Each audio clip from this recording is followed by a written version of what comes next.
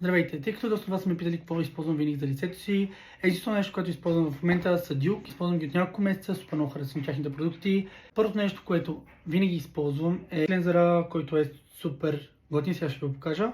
С него почиствам лицето си преди да нанеса крема за лице, който е този, и след това използвам окололъчният им серум, който е супер добър също. Техните продукти са направени от натурални съставки, също така са без парабени, не са тествани върху животни и са eco-friendly също.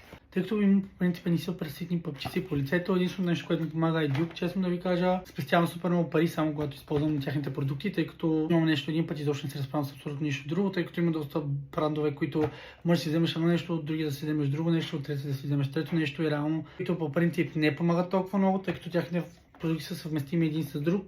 Всички ще ви помагат без да ви вредят по никакъв начин на лицето, така че ако имате пъпки като мене или някакво акне или някакви такива неща, пробвайте ги. Ще става линк долу в описанието към тяхния сайт, където може да си вземете тяхните продукти, ако ви харесват, или ги пробвате. Може да си вземете целият комплект или си вземете всеки един продукт индивидуално.